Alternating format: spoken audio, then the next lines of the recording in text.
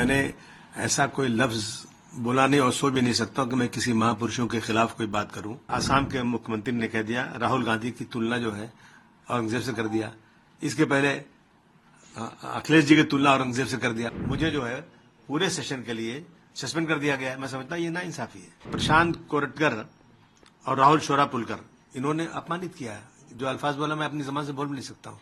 वो ये महाराष्ट्र में है, उनको क्यों नहीं पकड़ा जा रहा है? ये सिर्फ क्यों हो रहा है कि बीजेपी सरकार जो है ना वो हर चीज ढूंढती है कि मुझे इससे फायदा कितना होगा। मैं इसलिए वापस ले रहा हूं कि एक इसकी वजह से पूरा एक बाउंडर खड़ा हो गया है।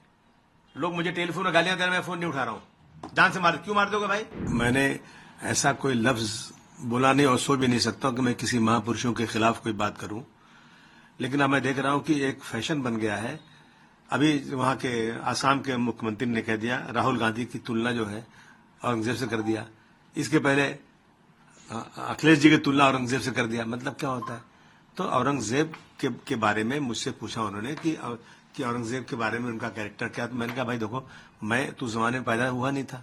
हमने तो जो हिस्टोरियन ने जो लिखा, हिस्टोरियन ने वही हम पढ़ के बोल सकते हैं।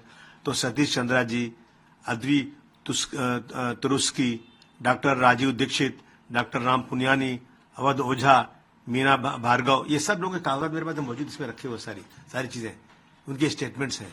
जो स्टेटमेंट्स हैं मंदिर के बारे में, जो डेवलपमेंट के बारे में, मैंने वही बोल दिया कि भारतवर्ष का उसको जीडीपी बहुत अच्छा था और जो है उन्होंने मंदिरों को दान भी दिया है। जो लिखा है इसमें, ऐसा नहीं मेरी मर्जी से, इसी तरह की स्टेटमेंट मैंने दिया और चला गया मैं। अब इससे एक बात यह है कि आपने महापुरुषों को अपमानित किया। इसमें अपमान कहाँ हुआ कि मैंने कैसे अपमान किया? मैं कभी जिंदगी में महापुरुषों का अपमान कर ही नहीं सकता हूं। मैं खुद ही हूं, असेंबली में कई बार मैंने खड़े होकर बोला है कि साहब जो लोग भी किसी महापुरुष का अपमान करते हैं उनको छोटा मोटा नहीं 10 साल की सजा होना चाहिए, क्योंकि फैशन बन चुका है ये अपमान करने का। तो मैंने कहा किया। अब उसके ऊपर मुझे जो है पूरे सेशन के लिए सस्पेंड कर दिया गया है। मैं समझता हूं ये नाइंसाफी है।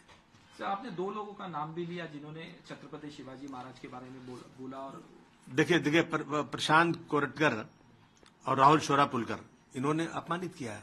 जो अल्फाज बोला मैं अपनी जबान से बोल भी नहीं सकता हूं। वो ये महाराष्ट्र में है, उनको क्यों नहीं पकड़ा जा रहा है?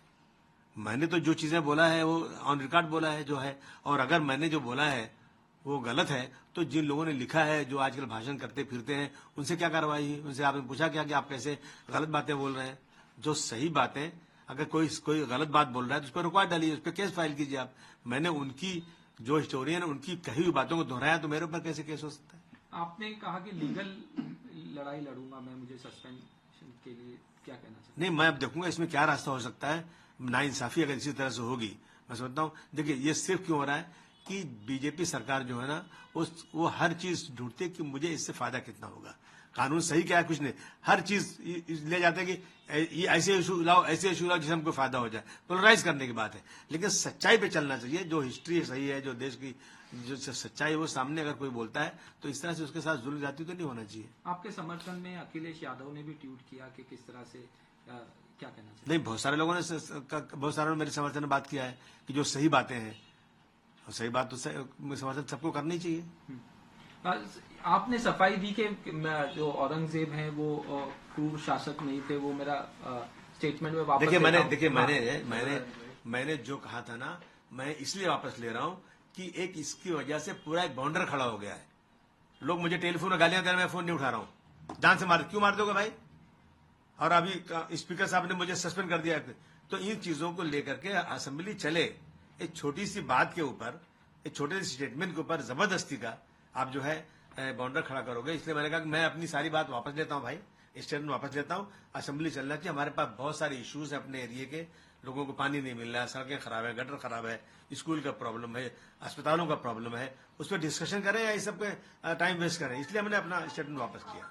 सर, एक आखिरी सवाल, MIM की तरफ से बयान आया कि समाजवादी पार्टी बी टीम है बीजेपी, और आपको लेके भी कहा कि उनके फेवर में बोलते हैं क्या? तो मतलब इसका मतलब हम काम करना छोड़ दें, हम असेंबली जाना ही बंद कर दें, ये काम ही बंद कर दें। अगर इस तरह के इल्जाम लगाएंगे लोग मतलब इसका मतलब अगर मैं बीटी हूँ और ये टीवी वाले जो मुझसे आगे कुछ सवाल कर रहे थे या ऑर्गेनाइज किए गए थे बीजेपी की तरफ से, मेरी तरफ से, आप इंक्वायरी कर लो, मेरी ब्रेन मैपिंग कर लो, क्या सही क्या गलत है। फालतू बातें ये सब है।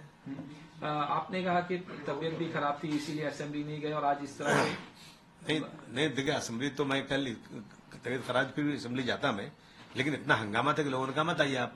और आज जो है जैसे असेंबली शुरू हुई वैसे सस्पेंशन का ऑर्डर आ गया। आपको धमकी दी जा रही है, केस भी हो गया आपके ऊपर। हाँ, दो केसेस भी हो गए। किस लिए केस हो गया? गलती क्या मेरी है? मैं दुनिया से पूछना चाहता हूँ, मेरी गलती क्या है? मैंने हिस्टोरियन के जो हिस्ट्री में लिखा हुआ है, जो इनके बयानात हैं, जो जाकर चारों तरफ भाषण करके लोग बोलते हैं, वही बातें मैंने दोहरा दिया। वो आजादी से घूमते हैं, उनकी किताब पे कोई पाबंदी नहीं है, और मैंने वही बात बोल दिया तो मेरे ऊपर केस।